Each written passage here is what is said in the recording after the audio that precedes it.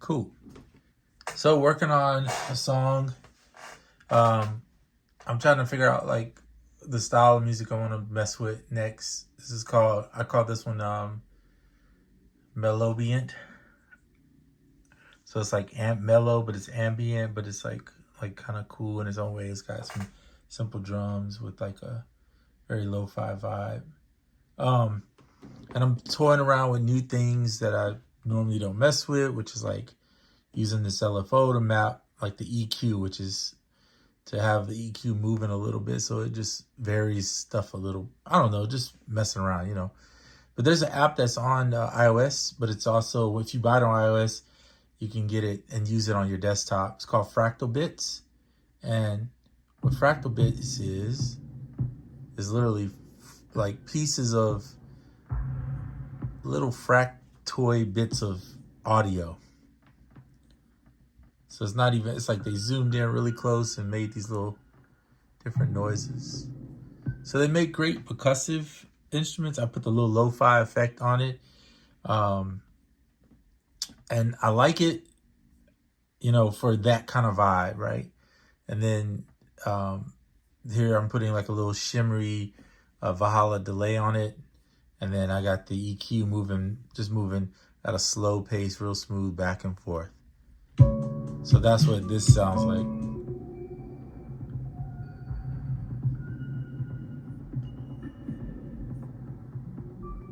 So what I did was I went in here and I basically just lined up all these little fractal bits in a row. It's just the same. It's just each one.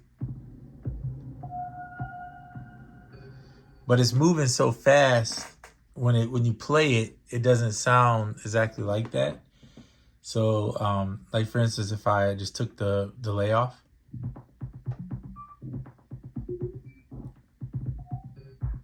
got it moving at 120 BPM. Just stop? Yeah, it stopped. Hold on a second.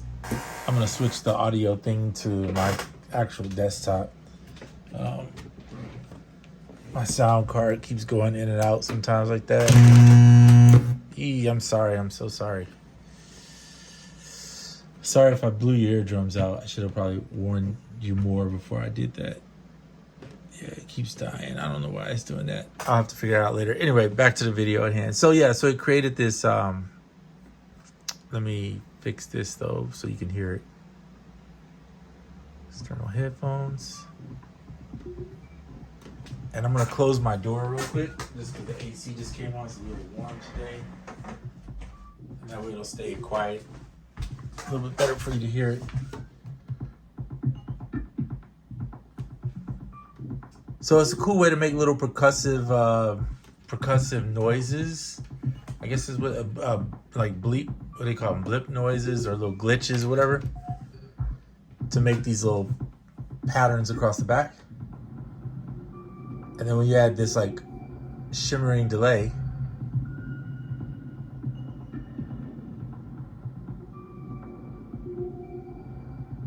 kind of washes them out a little bit, but they're still there. I'm gonna mute these kicks. That's a trillion bass. So in the keys, what I did with this one is I'm using the Cinematic Soft Piano from Spitfire. It's about a $30 piano. That's really great. I love it. And then you'll see I have, let me do this.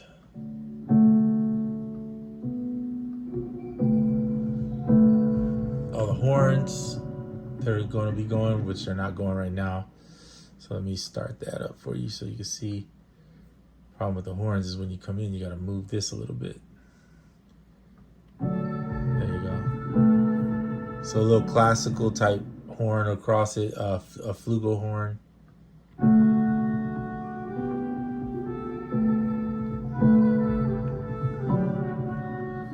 Using a staircase, these are Palace. They just added these Palace modes to Valhalla stuff. And I love Valhalla because you can see I got Valhalla again. And then I stacked it with the free one, which is the Valhalla Freak Echo. which is kind of cool. It gives a little slight echo across it. And then this earth text is a sound I created using the random feature in the Hydrosynth, which is one of my favorite things to do. I will literally just randomize. I'll go to a sound that I'm like, oh, that sounds kind of cool. And then I'll hit the random button, and they'll allow you to adjust how much you want to randomize. But I sometimes get lazy and I'll just hit randomize again. And then I'll just keep randomizing till I find something. And this kind of came out of it, was this little sound here. Let me see if I can, let me just solo it by itself. It's very atmospheric. Hopefully you can hear that.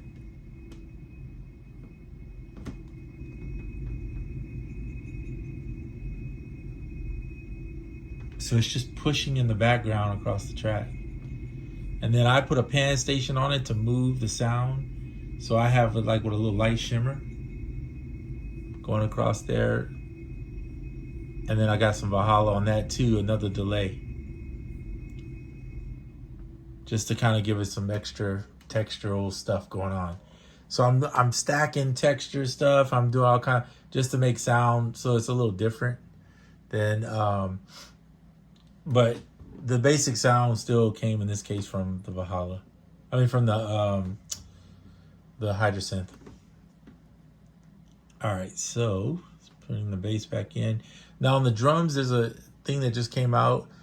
I heard some people, didn't like it, whatever the case may be. It's never gonna be everyone likes plugins, but this is a 12-bit sampler, which is designed after the SP1200, but it's called RX1200. In fact, they make another plugin that's on iOS that is an RX950, like the Akai 950 that came out. So they're 12-bit samplers, and what I like about them, outside of the fact that you can bring your own sounds in and you can tune them, you got the mix, you can decay them, you can add filters, like I added a filter in there, you can speed up your samples, like the old Akai stuff. If you hit load, you actually can see that there's kits in here, and there's quite a few in here. So I'm actually using a kit in here called Alive and Kickin', which I like a lot. Let's cancel that. And then I just tune the stuff down a little bit. Well, first I put the filter on it, the LP2 filter, and then I tuned it down a little bit more to create these. Let me just start that one. Because I muted the actual, I don't need this record on.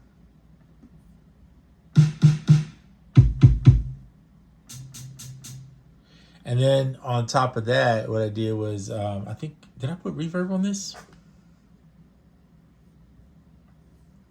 No, I actually put nothing on it. So what you're hearing is the straight. Usually I would put some type of reverb on it to kind of help it, but I kept it real dry. Here. Let's do this.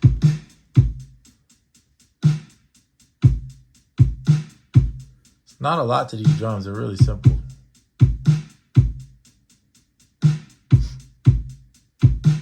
Really simple pattern. I didn't want the drums to be heavy in this song. It's not a drum heavy song. It's more about the ambience and the textural things going on, and then the drums just kind of there to give you something to, I don't know, to push the song a little bit. So it's not just relying on the texture. And you notice, like I kind of start, when I arranged it, you get like, I do 8 bars in, and then if it was like a slower song, like not slow song, it is kind of slow.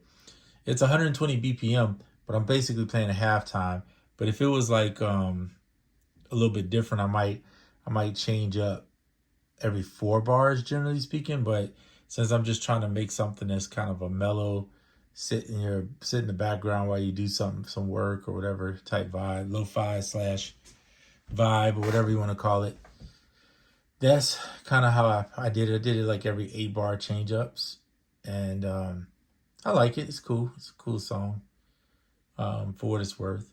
I played it. I went outside to do my gardening, and I played it like on my Bluetooth.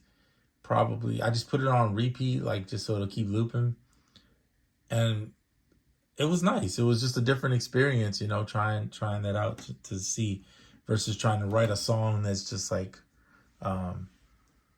that has a certain style to it. I didn't really like see it as a style.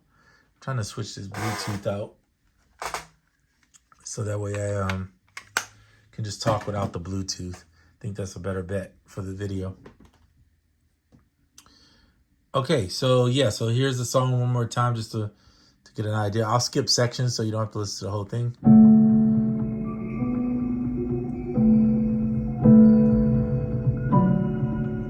So that fractal bit lo-fi vibe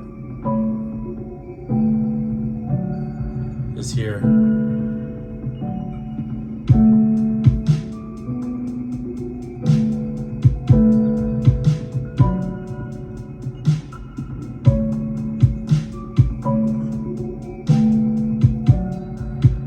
Okay, and then you hear the bass come in right around here.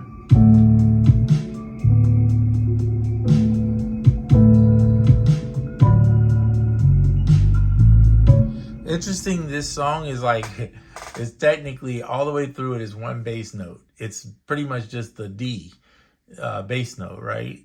And that's it. So what I did to make it fun was I learned the scale of what the chords were in, and then I basically play, you know, the rhythm of the D, and then I used my turnaround moments to create two different turnarounds. That's what these little sections are here where the mouse is, that one and this one.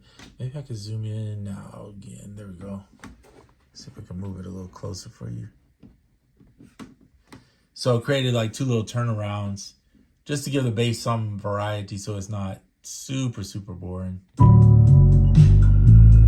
Then I do this one. So I go up, I do a run up and then a run down. And that's what kind of keeps it going there. And then I was going to tell you about the earth texture. So yeah, I did random and then added the stuff. I did mention that. And then the chords, I use Scalar for the chords. So they just released the ambient section in here. And that's the chords I'm using, just the ambient one. But what I like about, what I learned from going through this, because I never really thought about what is an ambient chord. And honestly, it's not like that's a big chord. It's a 7, D major 7. But what they do is they space it out so that the notes aren't right. They open the notes up a little bit more. So let me see if I can do, let's see if we go from Max for Live. Is it under user? Sorry, I got dogs here and there. Of course, they would start barking right when somebody's there. But MIDI, let's see, I'm trying to find the MIDI. Anyway, I'll show you that later. It's not a big deal.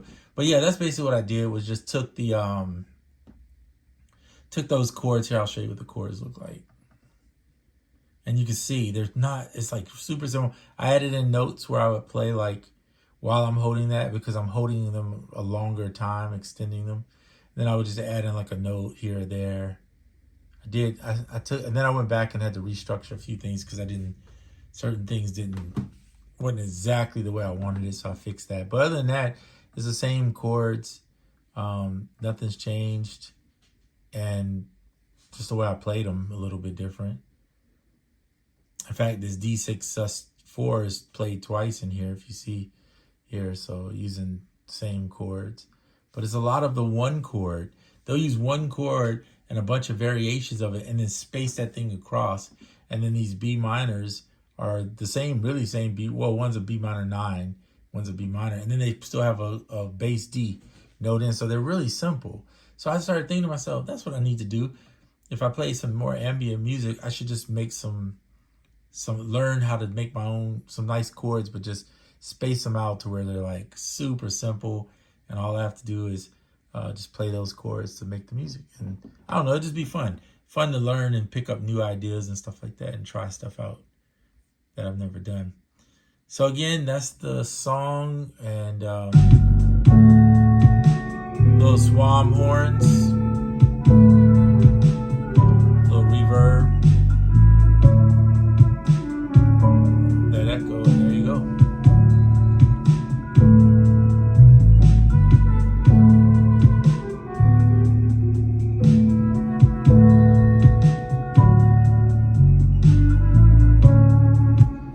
I will tell you this, something I learned too while I was doing this. My Hydrosynth, one of the cool things about the Hydrosynth that I like, I didn't think about this to, oh, excuse me, my stomach, to recently, is that you can MIDI map just about everything on here. And what's cool is they allow, if you see this right here, Swarm has a MIDI feature there. So you can map these knobs to keys. And because the Hydrosynth has aftertouch, you can use the aftertouch on a key, and each key has its own aftertouch. You can use the aftertouch to actually, you know, move this knob like a LFO, right? And the same thing with the flutter tongue portion. So this is fun. Because usually I'm just using pitch and the vibrato, which is the pitch wheel, and the modulation controls the vibrato. But being able to map these two or whatever ones you want, I'm not worried about velocity because I'm hitting the note on a key that is velocity sensitive, so it's gonna play that. But being able to map these two was kind of fun, and it gave me a chance to use some growl in the song. So if you listen closely to it, you'll hear it.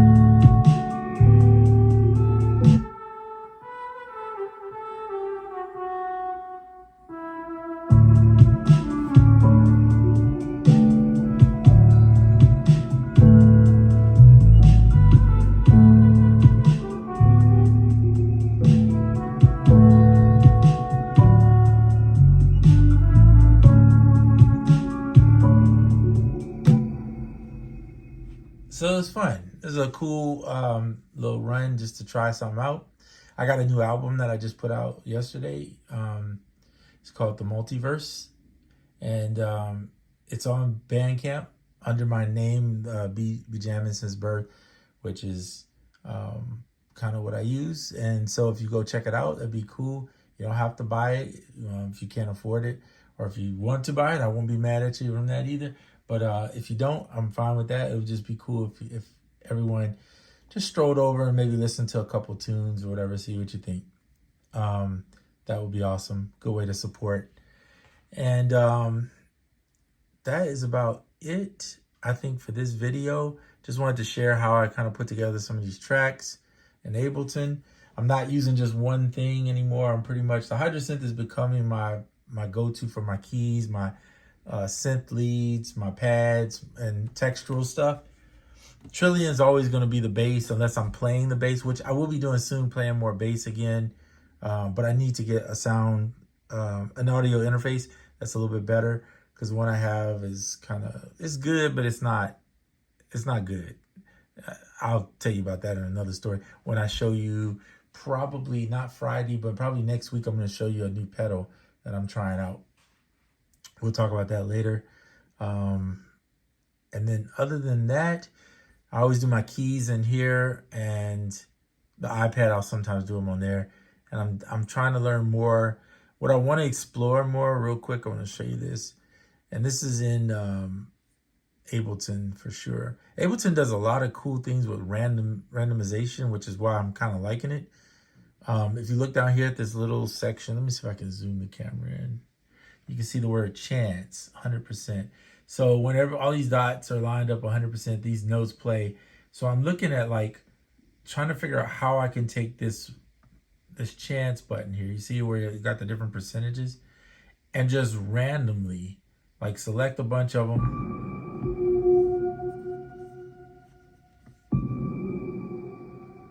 And figure out if there's a way. I think this is the way you do it, but I'm not 100% sure. And if I hit randomize notes, I'm afraid it's going to randomize all this stuff so sporadically. But I want to just randomize I don't know if it'll let me. If I could select what I want to randomize, which is primarily, let's see here, just this chance. So it's something I need to look into. I don't know. I don't use it often, but I think it would be fun if I could randomize that for sure. I might use it, but to sit there and do each one individually would be kind of weird. So I got to think about that, because I think if I could do that, it might give me some different patterns. Is the reason why I want to try it, see what it would do on the groove. Anyway, that's it for this one. I'll look that stuff up. I'll let you know next time if I figure something out on that. But also next time I probably do a video, probably, unless something drastic happens. It'll be like me showing you this compression pedal that I'm that I'm messing with. And that is it for this video. I'm out. To the next one.